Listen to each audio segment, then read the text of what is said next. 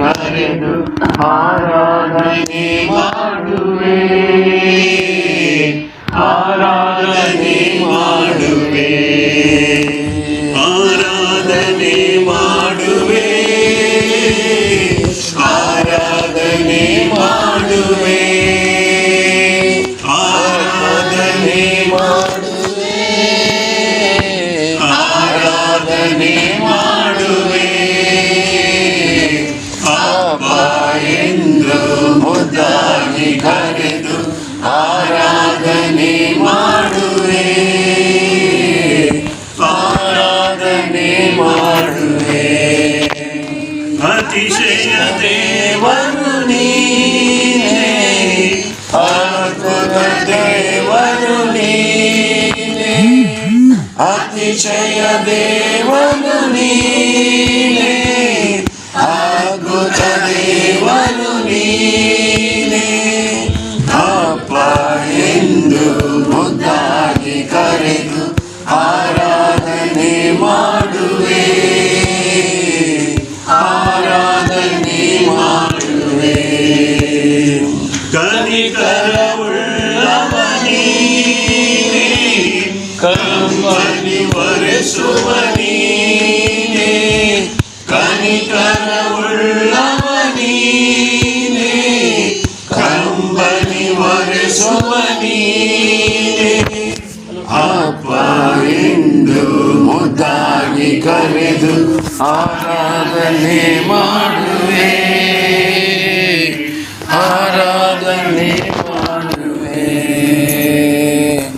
ಅಪ್ಪ ಎಂದು ಮುದ್ದಾಗಿ ಕರೆದು ಆರಾಧನೆ ಮಾಡುವೆ, ಆರಾಧನೆ ಮಾಡುವೆ. ಸರ್ವಶಕ್ತನು ನೀನೇ, ಸರ್ವನ ಕರ್ತನು ನೀನೇ, ಸರ್ವಶಕ್ತನು ನೀನೇ, ಸಮಾಧಾನ ಕರ್ತನು ನೀನೇ. ಅಪ್ಪ ಎಂದು ಮುದ್ದಾಗಿ ಕರೆದು ಆರಾಧನೆ ಮಾಡುವೆ, ಆರಾಧನೆ ಮಾಡುವೆ, ಆರಾಧನೆ ಮಾಡುವೆ, ಆರಾಧನೆ ಮಾಡುವೆ, ಆರಾಧನೆ ಮಾಡುವೆ, ಆರಾಧನೆ ಮಾಡುವೆ. ಅಪ್ಪ ಎಂದು ಮುದ್ದಾಗಿ ಕರೆದು ಆರಾಧನೆ ಮಾಡುವೆ, ಆರಾಧನೆ ಮಾಡುವೆ. Praise the lord. ಪ್ರಿಯರೇ, ದೇವರ ಅತಿ ಪರಿಶುದ್ಧವಾದ ನಾಮಕ್ಕೆ ಸ್ತೋತ್ರವಾಗಲಿ. ಪ್ರೀತಿ ಸ್ವರೂಪನಾದ ದೇವರನ್ನು ಯೇಸುವಿನ ನಾಮದ ಮೂಲಕ, ಪವಿತ್ರಾತ್ಮರ ಸಹಾಯದ ಮೂಲಕ ಆರಾಧಿಸುವ ಎಲ್ಲ ದೇವಜನಗಳಿಗೆ ಪ್ರೈಸ್ ಲಾರ್ಡ್. ದೇವರು ನಿಮ್ಮನ್ನು ಆಶೀರ್ವದಿಸಲಿ, ಕೃಪೆಯನ್ನು ನಡೆಸಲಿ. ಇಂದು ನಾವು ಮತ್ತಾಯನ ಬರೆದ ಸುವಾರ್ತೆಯಿಂದ ಪ್ರಕಟಣೆ ಗ್ರಂಥದವರೆಗೆ ತಿಳಿಯುತ್ತಾ ಬಂದಾಗ, ಮತ್ತಾಯನ ಬರೆದ ಸುವಾರ್ತೆ 4ನೇ ಅಧ್ಯಾಯವನ್ನು ಮುಗಿಸಿ 5ನೇ ಅಧ್ಯಾಯದಲ್ಲಿ ಧನ್ಯತೆ ಜೀವಿತದ 8 ರಹಸ್ಯಗಳಲ್ಲಿ ನಾವು 6ನೇ ರಹಸ್ಯಗಳ ಬಗ್ಗೆ ತಿಳಿದುಕೊಂಡೆವು. ಇವತ್ತು ನಾವು 7ನೇ ರಹಸ್ಯ ಅಥವಾ ಧನ್ಯತೆ ಜೀವಿತದ 7ನೇ ಪ್ರಕಟಣೆಯ ಬಗ್ಗೆ ನಾವು ತಿಳಿದುಕೊಳ್ಳೋ ಪ್ರಿಯರೇ. ಆಮೇನ್. ದೇವರು ಈ ವಚನದ ಮೂಲಕ ನಮ್ಮೆಲ್ಲರನ್ನು ಆಶೀರ್ವದಿಸಲಿ ಎಂದು ಪ್ರಾರ್ಥಿಸಿಕೊಳ್ಳುವ. ಇಂದಿನ ಒಂದು ಧನ್ಯತೆಯ ಜೀವಿತದ 7ನೇ ಧನ್ಯತೆಯನ್ನು ನಾವು ಓದಿಕೊಳ್ಳುವ ಪ್ರಿಯರೇ. ಸಮಾಧಾನ ಪಡಿಸುವವರು ಧನ್ಯರು, ಅವರು ದೇವರ ಮಕ್ಕಳು ಅನ್ನಿಸಿಕೊಳ್ಳುವರು ಎಂದು ದೇವರ ವಾಕ್ಯದಲ್ಲಿ ಬರೆದಿದೆ. ಗಮನಿಸಿ ಪ್ರಿಯರೇ, ದೇವಜನರೇ, ಧನ್ಯತೆ ಜೀವಿತದ ಒಂದೊಂದು ಧನ್ಯತೆಯ ಬಗ್ಗೆ ಎಷ್ಟೊಂದು ಗಂಭೀರವಾಗಿ ಇದೆ ಅಂತ ಹೇಳೋದನ್ನು ನಾವು ನೋಡ್ಕೊಂಡು ಬರ್ತಾ ಇದ್ದೀವಿ ಪ್ರಿಯರೇ. ಧನ್ಯತೆಯ ಜೀವಿತದಲ್ಲಿ ನಾವು ಯಾವ ರೀತಿ ಬದುಕಬೇಕು ಅಂತ ಹೇಳೋದನ್ನು ಯೇಸು ಸ್ವಾಮಿ ಸ್ಪಷ್ಟವಾಗಿ ಇಲ್ಲಿ ತಿಳಿಸ್ತಾ ಇದ್ದಾರೆ. ಯೇಸು ಸ್ವಾಮಿ ಸ್ವತಃ ಅವರ ಬಾಯಿಂದಲೇ ತಿಳಿಸಿರ್ತಕ್ಕಂಥ ಮಾತು. ಇಂದು ಯೇಸು ಸ್ವಾಮಿಯನ್ನು ನಂಬಿರುವಂಥ ಪ್ರತಿಯೊಂದು ಮಕ್ಕಳಿಗೆ ಏನಂತ ಕರೀತಾರೆ? ದೇವರ ಮಕ್ಕಳು ಅಂತ ಕರೀತಾರೆ. ಚರ್ಚಿಗೆ ಹೋಗುವಂಥ ಪ್ರತಿಯೊಬ್ಬರು ಕೂಡ ಅವ್ರನ್ನ ಕರೆಯೋದೇ ದೇವರ ಮಕ್ಕಳು ಅಂತೇಳಿ. ಆದರೆ ಈ ಒಂದು ಧನ್ಯತೆಯ ಜೀವಿತದ ಭಾಗವನ್ನು ನಾವು ನೋಡುವಾಗ ಇಲ್ಲಿ ಗಮನಿಸಬೇಕಾದ ಅಂಶ, ಚರ್ಚಿಗೆ ಬರೋರು ಎಲ್ಲರೂ ಕೂಡ ಲೋಕದ ಜನಗಳ ದೃಷ್ಟಿಯಲ್ಲಿ ಅಥವಾ ಚರ್ಚಿನವರ ದೃಷ್ಟಿಯಲ್ಲಿ ದೇವರ ಮಕ್ಕಳೇ ಆಗಿದ್ದರೂ ದೇವರ ಪ್ರಕಾರ ದೇವರ ಮಕ್ಕಳು ಅಲ್ಲದೆ ಇರತಕ್ಕಂಥವ್ರು ತುಂಬ ಜನ ಇದ್ದಾರೆ. ಚರ್ಚಿಗೆ ಬರ್ತಾ ಇದ್ರು ಕೂಡ ದೇವರ ಮಕ್ಕಳಾಗದಿರೋಂಥವ್ರು ತುಂಬ ಜನ ಇದ್ದಾರೆ. ದೇವರ ವಾಕ್ಯದಲ್ಲಿ ತಿಳಿಸಿರುವ ಗಂಭೀರವಾದ ವಿಷಯಗಳನ್ನು ಸಾಮಾನ್ಯವಾಗಿ ಪರಿಗಣಿಸದೆ ಇದನ್ನು ಗಂಭೀರವಾಗಿ ತೆಗೆದುಕೊಂಡು, ಅಂದರೆ ವಾಕ್ಯದ ಪ್ರಕಾರ ನಡೆದರೆ ಮಾತ್ರ ದೇವರ ಮಗ ಅಥವಾ ಮಗಳು ಅನಿಸ್ಕೊಳ್ತಾರೆ ಎಂಬುದು ಸ್ಪಷ್ಟವಾಗಿ ನಾವು ಈ ಧನ್ಯತೆ ಜೀವಿತದ ಬಗ್ಗೆ ನಾವು ತಿಳಿಬಹುದಾಗಿದೆ ಪ್ರಿಯರೇ. Praise Lord. ದೇವರು ನಿಮ್ಮನ್ನು ಆಶೀರ್ವದಿಸಲಿ, ಕೃಪೆಯನ್ನು ನಡೆಸಲಿ ಪ್ರಿಯರೇ. ಹಾಗಾದರೆ ಧನ್ಯತೆಯ ಜೀವಿತದಲ್ಲಿ ನಾವು ಧನ್ಯರಾಗಬೇಕಾದ್ರೆ ಯಾವ ಥರ ಇರಬೇಕು ಅಂತ ನಾವು ತಿಳಿದಾಗ ಈ ಅಂಶಗಳು ನಮ್ಮಲ್ಲಿ ಇಲ್ಲ ಅಂತಲೇ ನಾವು ದೇವರ ಮಕ್ಕಳಾಗಿ ಪ್ರಯೋಜನ ಇಲ್ಲ ಪ್ರಿಯರೇ. ಹಾಗಾದರೆ ನಾವು ಧನ್ಯತೆ ಜೀವಿತದ 7ನೇ ಧನ್ಯತೆಯಾದಂತಹ ಸಮಾಧಾನ ಪಡಿಸುವವರು ಧನ್ಯರು, ಅವರು ದೇವರ ಮಕ್ಕಳು ಅನ್ನಿಸಿಕೊಳ್ಳುವರು. ಹಾಗಾದರೆ ದೇವರ ಮಕ್ಕಳು ಅನ್ನಿಸಿಕೊಳ್ಳೋದಾದರೆ ಅವನ ಜೀವಿತದಲ್ಲಿ ಸಮಾಧಾನ ಇರಬೇಕು, ಇತರ ಜನಗಳನ್ನ ಸಮಾಧಾನ ಮಾಡಿಸುವಂಥ ಪ್ರಯತ್ನ ಕೂಡ ಮಾಡಬೇಕಾಗಿದೆ ಪ್ರಿಯರೇ. ಹಾಗಾದರೆ ಇಂದಿನ ವಾಕ್ಯದಲ್ಲಿ ನಾವು ಇದರ ಬಗ್ಗೆ ಆಳವಾಗಿ ತಿಳಿಯುವ, ಈ ಸಮಾಧಾನ ಅಂತ ಹೇಳುವಂಥ ಪದ ಪರ್ವತ ಪ್ರಸಂಗದಲ್ಲಿ ಮಾತ್ರ ತಿಳಿಸಿದರೆ ಬೈಬಲ್ನಲ್ಲಿ ಸುಮಾರು 250 ಸಲನಾದರೂ ತಿಳಿಸಲ್ಪಟ್ಟಿದೆ. ಈ ಸಮಾಧಾನ ಎಂಬ ಪದ ಬೈಬಲ್ ಓದೋರಿಗೂ ಅಥವಾ ದೇವರ ಮಕ್ಕಳು ಅನ್ನಿಸಿಕೊಂಡಂಥವರಿಗೂ ಲೋಕದವರಿಗೂ, ಅಂದರೆ ಯೇಸುವನ್ನು ನಂಬದೇ ಇರತಕ್ಕಂಥ ಮಕ್ಕಳಿಗೂ ಕೂಡ ಅನ್ವಯಿಸ್ತದೆ. ಇವತ್ತು ಯೇಸು ಸ್ವಾಮಿನ ಹಿಂಬಾಲಿಸದೇ ಇದ್ದರು, ಯೇಸು ಸ್ವಾಮಿನ ಆರಾಧಿಸದೇ ಇದ್ದರು, ಅದರಲ್ಲಿ ತಪ್ಪುಗಳನ್ನು ಕಂಡುಹಿಡಲಿಕ್ಕೋಸ್ಕರ ಬೈಬಲ್ ಓದುವಂಥವ್ರು ತುಂಬ ಜನ ಇದ್ದಾರೆ. ಅಂಥವ್ರಿಗೂ ಕೂಡ ಅನ್ವಯಿಸ್ತದೆ. ಅವರು ಸಮಾಧಾನ ಪಡಲಿಕ್ಕೆ ಆಗದೇನೆ ಇತರ ಜನಗೂ ಕೂಡ ಸಮಾಧಾನ ಇಲ್ಲದಂತೆ ಮಾಡಿದ ಜನಗಳಿಗೂ ಕೂಡ ಇದು ಅನ್ವಯಿಸ್ತದೆ ಪ್ರಿಯರೇ. ಗಮನಿಸಿ, ಇವತ್ತು ಲೋಕದ ಕಡೆಗೆ ನಾವು ಗಮನಿಸೋಣ ಪ್ರಿಯರೇ. ಸಾಮಾನ್ಯವಾಗಿ ಲೋಕದಲ್ಲಿ ಎಲ್ಲ ಜನಗಳು ಸಮಾಧಾನವನ್ನು ಕಳೆದುಕೊಂಡೇ ಜೀವಿಸ್ತಾ ಇದ್ದಾರೆ. ಒಬ್ಬೊಬ್ಬರ ಜೀವಿತದಲ್ಲಿಯೂ ಒಂದೊಂದು ಅಸಮಾಧಾನ ತಾಂಡವಾಡ್ತಾ ಇದೆ. Praise Lord. ಇವತ್ತು ಪ್ರತಿಯೊಬ್ಬರ ಕುಟುಂಬದಲ್ಲಿಯೂ ಪ್ರತಿಯೊಬ್ಬರ ಜೀವಿತದಲ್ಲಿಯೂ ಅಸಮಾಧಾನ ತಾಂಡವಾಡ್ತಾ ಇದೆ. ಆದರೆ ಕೆಲವರು ಏನು ಮಾಡ್ತಾರೆ, ನನಗೆ ಸಮಾಧಾನ ಇಲ್ಲ ಅಂತ ಹೇಳ್ಕೊಂಡು ಎಲ್ರಿಗೂ ತೋರಿಸ್ಕೊಳ್ತಾರೆ. ಆದರೆ ಕೆಲವೊಂದು ಜನ ತಮ್ಮ ದುಃಖವನ್ನು, ತಮ್ಮ ಕಷ್ಟವನ್ನು, ನನಗೆ ಸಮಾಧಾನ ಇಲ್ಲ ಅಂತ ಹೇಳೋದನ್ನು ತೋರಿಸಿಕೊಳ್ಳೋದನ್ನೇ ಮನಸ್ಸಿನಲ್ಲಿ ಇಟ್ಟುಕೊಂಡು ಕೊರಗ್ತಾ ಇರ್ತಾರೆ ಪ್ರಿಯರೇ. ಇಂತಹ ಸಮಾಧಾನ ಇಲ್ಲದಂಥ ವ್ಯಕ್ತಿಗಳನ್ನು ನಾವು ಸಮಾಧಾನ ಪಡಿಸುವಂತಹ ಕಾರ್ಯಕ್ಕಾಗಿ, ಅಂದರೆ ಇಂಥ ಸಮಾಧಾನದಿಲ್ಲದ ವ್ಯಕ್ತಿಗಳನ್ನು ಸಮಾಧಾನ ಪಡಿಸುವಂಥ ಒಂದು ಕೆಲಸಕ್ಕೋಸ್ಕರನೇ, ಅಂದರೆ ಎಲ್ಲ ಜನಗಳ ಸಮಸ್ಯೆಗಳಿಗೂ ಮತ್ತು ಕಷ್ಟಗಳಿಗೂ, ಸಮಾಧಾನ ಇಲ್ಲದಂಥ ಪರಿಸ್ಥಿತಿಗಳಿಗೂ ಮತ್ತು ಸಮಾಧಾನ ಹೇಗೆ ತೆಗೆದುಕೊಳ್ಳಬೇಕು ಎಂಬುದನ್ನು ತಿಳಿದುಕೊಳ್ಳುವುದಕ್ಕೆ ತಕ್ಕ ಉತ್ತರ ಬೈಬಲ್ನಲ್ಲಿ ಇದೆ ಪ್ರಿಯರೇ. ಬೈಬಲ್ನ ಓದೋರಿಗೆ ಗೊತ್ತಾಗ್ತದೆ ಎಂಥ ಅಸಮಾಧಾನದಲ್ಲಿ ಇರುವವನು ಕೂಡ ಸಮಾಧಾನ ಹೊಂದುವಂಥ ಚೈತನ್ಯ ಬೈಬಲ್ ಪುಸ್ತಕದಲ್ಲಿ ಇದೆ ಪ್ರಿಯರೇ.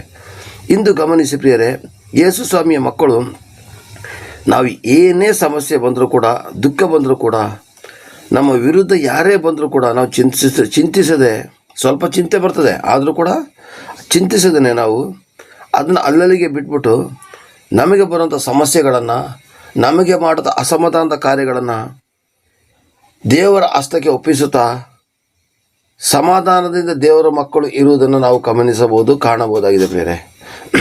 ಅವರಿಗೆ ಎಷ್ಟೇ ಕಷ್ಟಗಳಿರಲಿ, ಎಷ್ಟೇ ಇಕ್ಕಟ್ಟುಗಳಿರಲಿ, ಯಾರೇ ಅವರ ವಿರುದ್ಧವಾಗಿ ಬರಲಿ, ಸ್ಟಾರ್ಟಿಂಗಲ್ಲಿ ಸ್ವಲ್ಪ ಚಿಂತೆ ಆಗ್ತದೆ, ನೋವಾಗ್ತದೆ. ಬಟ್ ಮನೆಗೆ ಹೋಗಿದ ತಕ್ಷಣವೇ ಪ್ರಾರ್ಥನೆ ಕೂತ್ಕೊಳ್ಳುವಾಗ ಅದೆಲ್ಲವನ್ನು ದೇವರ ಹಸ್ತಕ್ಕೆ ಒಪ್ಪಿಸಿ ನಾವೇನು ಮಾಡ್ತೀವಿ, ಆ ಚಿಂತೆಯನ್ನು ಬಿಟ್ಟು ಸಮಾಧಾನದಿಂದ ಇರಲಿಕ್ಕೆ ಪ್ರಯತ್ನ ಪಡ್ತೀವಿ. ಇವತ್ತು ಆದರೆ ದೇವರ ಮಕ್ಕಳು ಇಂತಹ ಸಮಾಧಾನದ ಇಲ್ಲದಂಥ ವ್ಯಕ್ತಿಗಳನ್ನು ನೋಡಿ ಅವರನ್ನು ಸಮಾಧಾನ ಪಡಿಸಲಿಕ್ಕೋಸ್ಕರ ದೇವರು ನಮ್ಮನ್ನು ನೇಮಿಸಿದ್ದಾರೆ ಅಂತ ತಿಳ್ಕೊಂಡು ಅವರ ಕಷ್ಟದಲ್ಲಿರೋರಿಗೆ, ದುಃಖದಲ್ಲಿರೋರನ್ನು ಬೈಬಲ್ ವಾಕ್ಯದ ಪ್ರಕಾರ ಯಾರು ಸಮಾಧಾನ ಪಡಿಸುತ್ತಾರೋ ಅವರು ನಿಜವಾದ ದೇವರ ಮಕ್ಕಳು. ನಾನು ಆಗಲೇ ಹೇಳಿದ್ದೀನಿ, ಎಂಥ ಸಮಸ್ಯೆಗಳಿದ್ರೂ ಕೂಡ ಬೈಬಲ್ ಸಮಾಧಾನ ಕೊಡ್ತದೆ. ಕುಟುಂಬದ ಸಮಸ್ಯೆ ಇರಲಿ, ಸಾಲದ ಸಮಸ್ಯೆ ಇರಲಿ, ರೋಗಬಂಧನ ಸಮಸ್ಯೆ ಇರಲಿ, ಚಿಂತೆಯಿಂದ ಬಳಲ್ತಿರಲಿ, ಈ ಥರ ಸಮಾಧಾನ ಚಿಂತೆಯಿಂದ ಇವತ್ತು ಲೋಕದ ಜನಗಳು ಏನು ಮಾಡ್ತಾ ಇದ್ದಾರೆ, ತಾತ್ಕಾಲಿಕ ಸಮಾಧಾನವನ್ನು ಹುಡುಕುತ್ತಾ ಕುಟುಂಬದ ಗಲಾಟೆ ಸಮಸ್ಯೆಗಳು ಬಂದಾಗ ತಾತ್ಕಾಲಿಕ ಸಮಾಧಾನಕ್ಕೋಸ್ಕರ ಕುಡುಕತನವನ್ನು ಪ್ರಾರಂಭಿಸಿರ್ತಾರೆ. ಒಬ್ಬ ಕುಡುಕನ ಹಿಂದೆ ಅವನು ಏಕಾಗಿ ಅವನು ಕುಡುಕ ಆದ ಅಂತಂದರೆ ಅವನ ಹಿನ್ನೆಲೆಯನ್ನು ಹುಡುಕಿದ್ರೆ ಆವಾಗ ಸತ್ಯ ಗೊತ್ತಾಗ್ತದೆ. ಯಾರು ಕೂಡ ಕುಡುಕರಾಗೋದಿಲ್ಲ, ಯಾರು ಕೂಡ ವ್ಯಭಿಚಾರಿಗಳಾಗೋದಿಲ್ಲ. ಇದೆಲ್ಲ ಆಗಬೇಕಾದ್ರೆ ಕಾರಣ ಏನಂದರೆ ಅವರ ಕುಟುಂಬದ ಹಿನ್ನೆಲೆ ಸಮಸ್ಯೆಗಳನ್ನ ನೋಡಿದಾಗ ಗೊತ್ತಾಗುತ್ತೆ ಪ್ರಿಯರೇ. ಅಂಥವರನ್ನು ನಾವು ಹುಡುಕಿ ಅವರಿಗೆ ತಾತ್ಕಾಲಿಕ ಸಮಾಧಾನದ ಬದಲಿಗೆ ನಾವು ಪರಲೋಕದ ಶಾಶ್ವತ ಸಮಾಧಾನ ಕೊಡೋದಕ್ಕೋಸ್ಕರನೇ ದೇವರು ನಮ್ಮನ್ನು ನೇಮಿಸಿದ್ದಾರೆ ಪ್ರಿಯರೇ. ಇವತ್ತು ಕುಡುಕತನ, ವ್ಯಭಿಚಾರ, ಕ್ಲಬ್ಬು, ಬಾರ್, ಎಕ್ಸೆಟ್ರಾ ಇಂತಹ ತಾತ್ಕಾಲಿಕ ಸಮಾಧಾನವನ್ನು ಹುಡುಕುತ್ತಾ ಅವ್ರು ಏನು ಮಾಡ್ತಾರೆ ಗೊತ್ತಾ, ಕೊನೆಗೆ ಬರಬಾರ್ದ ಕಾಯಿಲೆಯನ್ನು ತರಿಸ್ಕೊಂಡು ಶಾಶ್ವತವಾಗಿ ಸಮಾಧಾನ ಇಲ್ಲದೇ ಸತ್ತೋಗ್ಬಿಡ್ತಾರೆ ಪ್ರಿಯರೇ. ಅದಕ್ಕೋಸ್ಕರ ತಾತ್ಕಾಲಿಕ ಸಮಾಧಾನ ಯಾವತ್ತೂ ಕೂಡ ಡೇಂಜರ್ ಪ್ರಿಯರೇ. ಅದು ನಮಗೆ ಆಪತ್ತನ್ನು ತರುವಂಥದ್ದು. ಇಂಥವ್ರನ್ನ ಸಂಧಿಸಿ ಸಮಾಧಾನ ಪಡಿಸಿ ಇಂಥವರಿಗೆ ಪರಿಹಾರವನ್ನು ಕೊಡಲಿಕ್ಕೆ ಪ್ರಯತ್ನಪಟ್ಟು ಅವರನ್ನು ಸಮಾಧಾನದ ಕೊಡುವಂಥ ಸಮಾಧಾನದ ಪ್ರಭು ನಮ್ಮಲ್ಲಿ ಇದ್ದಾರೆ ಎಂದು ಆಲಯಕ್ಕೆ ಕರೆತರುವಂಥ ಕೆಲಸವನ್ನು ನಾವು ಮಾಡಲೇಬೇಕಾಗಿದೆ ಪ್ರಿಯರೇ. ಯಾಕೆಂದರೆ ಆಲಯಕ್ಕೆ ಯಾಕೆ ಕರ್ಕೊಬರ್ಬೋದಾರೆ, ಪ್ರತಿ ಭಾನುವಾರದಂದು ಪ್ರತಿ ಪ್ರಾರ್ಥನೆಯಲ್ಲೂ ಕೂಡ ಸಭಾಪಾಲಕರು ದೇವರ ವಚನವನ್ನು ಬೋಧಿಸುವಾಗ ಅದರಲ್ಲಿ ಅವರಿಗೆ ದೇವರು ಮಾತಾಡುವಂಥ ಕೆಲವೊಂದು ವಿಷಯಗಳಿರ್ತದೆ. ಆಗ ಅವರು ಯಾವುದೇ ಸಮಸ್ಯೆಯಿಂದ ಬಂದರೂ ಒಂಥರ ಸಮಾಧಾನ ಪಟ್ಕೊಂಡು ಹೊರಗಡೆ ಹೋಗ್ತಾರೆ. ಇವತ್ತು ಆತ್ಮಹತ್ಯೆಗೆ ಪ್ರಯತ್ನ ಪಟ್ಟಂಥವ್ರು ಎಷ್ಟೋ ಜನ ಇವತ್ತು ಬದುಕಿ ಉಳಿದಿದ್ದಾರೆ. ನಾನು ಜೀವಿಸಬೇಕು ಅಂತ ಆಸೆಯಿಂದ ಇದ್ದಾರೆ. ಅವರೆಲ್ಲ ಆಲಯಕ್ಕೆ ಬಂದು ವಾಕ್ಯವನ್ನು ಕೇಳಿದ ತಕ್ಷಣವೇ ಸಭಾಪಾಲಕರು ಕೊಡುವಂಥ ಒಂದು ಪ್ರಸಂಗದಲ್ಲಿ ದೇವರ ವಚನವನ್ನು ಕೊಡುವಾಗ ಎಷ್ಟೋ ಜನ ಆತ್ಮಹತ್ಯೆ ಮಾಡ್ಕೋಬೇಕು ಅಂತ ಹೇಳಿದವರು ಕೂಡ ಬದಲಾಗಿದ್ದನ್ನು ನಾವು ಗಮನಿಸಬಹುದು. ಕುಡುಕರು ಎಷ್ಟೋ ಜನ ಕುಡುಕತನವನ್ನು ಬಿಟ್ಟಿದ್ದನ್ನು ನೋಡ್ಬೋದು. ವ್ಯಭಿಚಾರಿಗಳು, ಸುಳ್ಳುಗಾರರು ಎಲ್ಲ ಬದಲಾಗಿರೋದನ್ನು ನಾವು ನೋಡ್ಬೋದು. ಇದೆಲ್ಲ ಎಲ್ಲಿಂದ? ಸಭೆಗೆ ಕರ್ಕೊಬಂದಾಗ ಸಭೆಯಲ್ಲಿರ್ತಕ್ಕಂಥ ಸಭಾಪಾಲಕರು ಕೊಡುವಂಥ ಪ್ರಸಂಗದ ಮೂಲಕ ಆ ಸಭೆಯ ವಿಶ್ವಾಸಿಗಳ ಒಬ್ರಿಗೊಬ್ಬರ ಮೇಲೆ ಇರೋದ ಪ್ರೀತಿಗಳನ್ನು ಅವ್ರು ಕಂಡಾಗ ಅಯ್ಯೋ ಇದರ ಒಳಗಡೆ ಸ್ವರ್ಗ ಕಾಣ್ತದಲ್ಲ ಅಂತ ಹೇಳೋಷ್ಟರ ಮಟ್ಟಿಗೆ ಇರಬೇಕು ಪ್ರಿಯರೇ. ಈ ಥರ ಸಮಾಧಾನ ಕೊಡುವಂಥ ಸಭೆಯಲ್ಲಿರ್ತಕ್ಕಂಥ ವ್ಯಕ್ತಿಗಳು ನಿಜವಾಗಿ ದೇವರನ್ನು ಕಾಣ್ತಾರೆ ಪ್ರಿಯರೇ. ಇದಕ್ಕೆ ಈ ಥರದಲ್ಲಿ ಕೆಟ್ಟ ಚಟಗಳಿಂದ, ಕೆಟ್ಟ ಬುದ್ಧಿಗಳಿಂದ, ದುಷ್ಟನ ಶಕ್ತಿಗಳಿಂದ, ಮಾಟಕೂಟ ಅಂತರ್ತಂತ್ರ ಶಕ್ತಿಗಳಿಂದ ಇವತ್ತು ಎಷ್ಟೋ ಜನ ಪಾರಾಗಿ ನಿಜವಾದ ಸಮಾಧಾನಕ್ಕೆ ಬಂದಂಥ ವ್ಯಕ್ತಿಗಳು ಎಷ್ಟೋ ಜನ ಇರ್ತಾರೆ ಪ್ರಿಯರೇ. ಬಡತನದಿಂದ ಅಸಮಾಧಾನ ಬರೋದೇ ಇಲ್ಲ ಪ್ರಿಯರೇ. ಕೆಲವೊಂದು ಚಟಗಳಿಂದ, ಕೆಲವೊಂದು ಕಷ್ಟಗಳಿಂದ, ಕೆಲವೊಂದು ಹಿಂಸೆಗಳಿಂದ ಅಸಮಾಧಾನ ಬರ್ತದೆ ಹೊರತು ಇನ್ನು ಯಾವುದರಿಂದ ಬರೋದಿಲ್ಲ. ಇದನ್ನು ನಾವು ದೈವಿಕವಾದ ಸಮಾಧಾನವಾದಂಥ ವಾಕ್ಯವನ್ನು ಕೊಡೋದ್ರ ಮೂಲಕ ದೇವರ ನಾಮವನ್ನು ಮಹಿಮೆಪಡಿಸ್ಬೇಕು ಪ್ರಿಯರೇ.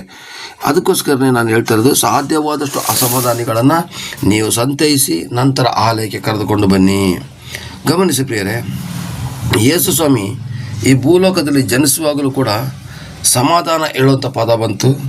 ಅವರು ಸತ್ತು 3 ದಿವಸ ಎದ್ದು ಬಂದಾಗಲೂ ಕೂಡ ಸಮಾಧಾನವಾಗಲಿ ಅಂತ ಹೇಳಿದ್ರು ಪ್ರಿಯರೇ. ಅದಕ್ಕೆ ಆಧಾರವಾದಂಥ ವಾಕ್ಯ ಲೂಕ 1ನೇ ಅಧ್ಯಾಯ 13-14 ಬರೆದಿದೆ.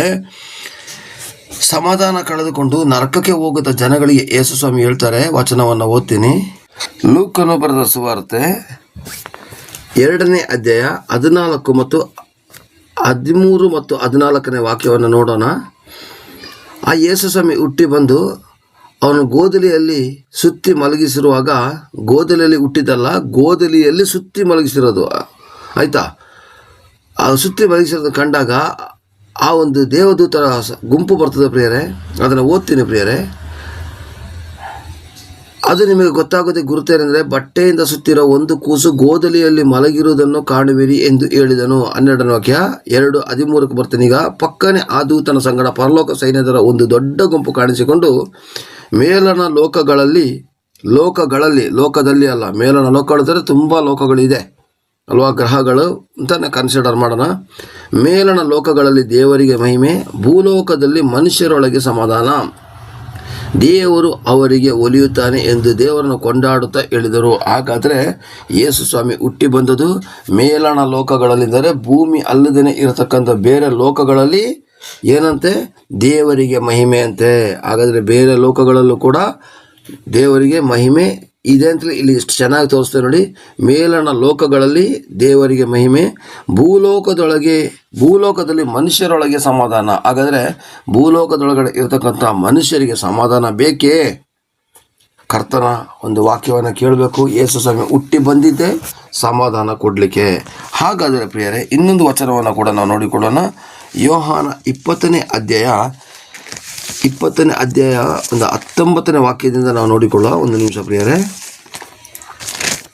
ಯೋಹಾನ 20ನೇ ಅಧ್ಯಾಯ 19ನೇ ವಾಕ್ಯದಿಂದ ನೋಡೋಣ. ಶಿಷ್ಯಂದ್ರೆ ಏನು ಮಾಡಿದ್ರು, ಯೇಸು ಸ್ವಾಮಿ ಸಿಲ್ಬೆಗೆ ಹಾಕಿದ ಮೇಲೆ ಇನ್ನು ಅವ್ರು ಮರಳಿ ಬರೋದಿಲ್ಲ, ಸತ್ತಾಗೋಯ್ತು, ಇನ್ನು ನಮ್ಮ ಜೀವಮಾನ ಹೇಗೆ ಅಂತೇಳಿ ಅವ್ರು ಭಯ ಪಟ್ಕೊಂಡು ಕೂತಿದ್ದಾಗ ಶಿಷ್ಯಂದ್ರಿಗೆ ಪುನಃ ಸತ್ತು 3ನೇ ದಿವಸ ಅವ್ರು ಎದ್ದು ಬಂದು ಶಿಷ್ಯಂದ್ರಿಗೆ ತೋರಿಸಿಕೊಳ್ತವ್ರು ಹೇಳ್ತಾರೆ. 20:19 ಓದ್ತೀನಿ ಪ್ರಿಯರೇ. ಅದೇ ದಿವಸ ವಾರದ ಮೊದಲನೇ ದಿವಸದಲ್ಲಿ ಶಿಷ್ಯರು ಯಹೂದ್ಯರ ಭಯದಿಂದ ತಾವು ಇದ್ದ ಮನೆಯ ಬಾಗಿಲುಗಳನ್ನು ಮುಚ್ಚಿಕೊಂಡಿರಲು ಯೇಸು ಬಂದು ಅವರ ನಡುವೆ ನಿಂತು ನಿಮಗೆ ಸಮಾಧಾನವಾಗಲಿ ಅಂದನು. ಹಾಗಾದರೆ ಯೇಸು ಸ್ವಾಮಿ ಹುಟ್ಟುವಾಗಲೂ ಕೂಡ ಮೇಲಣ ಲೋಕಗಳಲ್ಲಿ ದೇವರಿಗೆ ಮಹಿಮೆ, ಭೂಲೋಕದಲ್ಲಿ ಮನುಷ್ಯರೊಳಗೆ ಸಮಾಧಾನ ಅಂತ ಹೇಳಿದಂಥ ದೇವರು ಈಗ ಅವರು ಸತ್ತು ಮರಣವನ್ನು ಗೆದ್ದು 3ನೇ ದಿವಸ ಎದ್ದು ಬಂದ ಮೇಲೆ ಅವರು ಹೇಳಿರ್ತಕ್ಕಂಥ ಮಾತೇನು ಗೊತ್ತಾ? ಭಯದಿಂದ ಕೂಡಿರ್ತಕ್ಕಂಥ ಜನಗಳಿಗೆ, ಬಾಗಿಲುಗಳನ್ನು ಮುಚ್ಚಿಕೊಂಡು ಕೂತಿರ್ತಕ್ಕಂಥ ಜನಗಳಿಗೆ, ಮುಂದಿನ ಜೀವಿತದಲ್ಲಿ ಯಾಗಪ್ಪ ಜೀವಮಾನ ಮಾಡಲಿಕ್ಕೆ ಹೇಳ್ತಕ್ಕಂಥ ಶಿಷ್ಯರಿಗೆ ಪ್ರಪ್ರಥಮವಾಗಿ ಬಂದು ಹೇಳಿದ ಮಾತೇನು ಗೊತ್ತಾ? ಮನೆಯ ಬಾಗಿಲು ಮುಚ್ಚಿಕೊಂಡು ಯೇಸು ಬಂದು ಅವರ ನಡುವೆ ನಿಂತು ನಿಮಗೆ ಸಮಾಧಾನವಾಗಲಿ ಅಂದನು. ಹಾಗಾದರೆ ಅವರು ಪುನರುತ್ಥಾನವಾಗಿ ಎದ್ದು ಬಂದ ತಕ್ಷಣ ಹೇಳಿರ್ತಕ್ಕಂಥ ಮಾತು ಸಮಾಧಾನವಾಗಲಿ. ಇದನ್ನು ಹೇಳಿದ ಮೇಲೆ ಅವರಿಗೆ ತನ್ನ ಕೈಗಳನ್ನು ಪಕ್ಕೆಯನ್ನು ತೋರಿಸಿದನು. ಶಿಷ್ಯರು ಸ್ವಾಮಿಯನ್ನು ನೋಡಿದರೆ ಸಂತೋಷಪಟ್ಟರು. ಯೇಸು ಅವರಿಗೆ ನಿಮಗೆ ಸಮಾಧಾನವಾಗಲಿ ಎಂದು ತಿರುಗಿ ಹೇಳಿ, ಈಗ ಇಂಪಾರ್ಟೆಂಟ್ ಪಾಯಿಂಟ್ ನೋಡ್ಕೊಳ್ಳಿ. 21ನೇ ವಾಕ್ಯ, ನೋಡಿದರೆ ಸಂತೋಷಪಟ್ಟರು. ಯೇಸು ಅವರಿಗೆ ನಿಮಗೆ ಸಮಾಧಾನ ಎಂದು ಹೇಳಿ ತಿರುಗಿ ಹೇಳಿ, ತಂದೆ ನನ್ನನ್ನು ಕಳಿಸಿಕೊಟ್ಟ ಹಾಗೆ ನಾನು ನಿಮ್ಮನ್ನು ಕಳಿಸಿಕೊಡುತ್ತೇನೆ. ಯಾಕೆ ಕಳಿಸ್ಕೊಡ್ತಾರಂತ? ನಮ್ಮನ್ನು ಸಮಾಧಾನ ಪಡಿಸಲಿಕ್ಕೆ. ಇನ್ನೊಂದ್ಸಲ ಇದೇ ವಾಕ್ಯವನ್ನು ಓದ್ತೀನಿ ಕೇಳಿ. 20ನೇ ಅಧ್ಯಾಯ 21ನೇ ವಾಕ್ಯ, ಯೇಸು ಅವರಿಗೆ ನಿಮಗೆ ಸಮಾಧಾನವಾಗಲಿ ಎಂದು ತಿರುಗಿ ಹೇಳಿ, ತಂದೆ ನನ್ನನ್ನು ಕಳಿಸಿಕೊಟ್ಟ ಹಾಗೆ ನಾನು ನಿಮ್ಮನ್ನು ಕಳಿಸಿಕೊಡ್ತೇನೆ. ಅದರ ಅರ್ಥ ಎಂದರೆ ಯೇಸು ಸ್ವಾಮಿ ಏಕೆ ಬಂದರು? ಸಮಾಧಾನ ಕೊಡ್ಲಿಕ್ಕೆ ಬಂದರು. ಹಾಗೆ ಯೇಸು ಸ್ವಾಮಿ ಹೇಳ್ತಾರೆ, ತಂದೆ ನನ್ನನ್ನು ಯಾವ ಥರ ಭೂಲೋಕದಲ್ಲಿ ಸಮಾಧಾನ ಉಂಟು ಮಾಡಲಿಕ್ಕೆ ಕಳಿಸಿಕೊಟ್ರೋ ಹಾಗೆ ನಾನು ನಿಮ್ಮನ್ನು ಕಳಿಸಿಕೊಡ್ತೇನೆ. ಅಂದರೆ ದೇವರ ಸಮಾಧಾನ ತಾತ್ಕಾಲಿಕ ಸಮಾಧಾನದಿಂದ ಪ್ರಯೋಜನ ಇಲ್ಲ. ಈ ಲೋಕದ ಸಮಾಧಾನ ತಾತ್ಕಾಲಿಕ, ಪರಲೋಕದ ಸಮಾಧಾನ ನಿತ್ಯತೆಗೆ ಇರ್ತದೆ ಅಂತ ಹೇಳುವಂಥ ಬೋಧನೆಯನ್ನು ಮಾಡಲಿಕ್ಕೋಸ್ಕರ ನಮ್ಮನ್ನು ನೇಮಕ ಮಾಡಿದ್ದಾರೆ ಪ್ರಿಯರೇ. ಹಾಗಾದರೆ ಆಲಯಕ್ಕೆ ಬರುವಾಗ ಪಾಸ್ಟರ್ಸ್ಗಳು ಮಾತ್ರ ಪ್ರಸಂಗ ಮಾಡೋದಲ್ಲ, ಪ್ರತಿಯೊಬ್ಬ ವಿಶ್ವಾಸಿಗಳು ಕೂಡ ಸುವಾರ್ತೆ ಸಾರಬೇಕು. ಕಷ್ಟದಲ್ಲಿರುವ ಜನಗಳು, ದುಃಖದಲ್ಲಿರ್ತಕ್ಕಂಥ ಜನಗಳು, ನೋವಿನಲ್ಲಿರ್ತಕ್ಕಂಥ ಜನಗಳನ್ನು ನಾವು ಸಂಧಿಸಿ ಅವರಿಗೆ ಸಮಾಧಾನವನ್ನು ಕೊಟ್ಟು ಸಮಾಧಾನ ಪಡಿಸೋದರ ಮೂಲಕ ದೇವರ ನಾಮವನ್ನು ಮಹಿಮೆಪಡಿಸೋ ಪ್ರಿಯರೇ. ಎಂಥ ಕಾಯಿಲೆಗಾರನಾಗಿರಲಿ ಪ್ರಿಯರೇ, ಸಮಾಧಾನದಲ್ಲಿ ಮಾತಾಡಬೇಡಿ. ಅವನಿಗೆ ಆರೋಗ್ಯ ಬಂದಷ್ಟು ಚೈತನ್ಯ ಬಂದುಬಿಡ್ತದೆ. ದುಃಖದಲ್ಲಿ ಏನೋ ಕಣ್ಣೀರಾಗ್ತಿರ್ತಾರೆ, ಹೋಗಿ ಸಮಾಧಾನ ಮಾಡಿಬಿಡಿ. ಅವ್ರಿಗೆ ಇದ್ದಕ್ಕಿದ್ದಾಗೇನೆ ಎಲ್ಲೋ ಒಂದು ಕಡೆ ಸಮಾಧಾನ ಬಂದುಬಿಡ್ತದೆ ಪ್ರಿಯರೇ. ನೀವು ಅಬ್ಸರ್ವ್ ಮಾಡಿರ್ಬೋದು ಪ್ರಿಯರೇ, ಯಾರಾದೊಬ್ಬರು ಬಂದು ಸಮಾಧಾನ ಮಾಡಿದಾಗ ಬಾಡಿ ಎಷ್ಟು ಹಗುರಾಗ್ತದೆ ಪ್ರಿಯರೇ.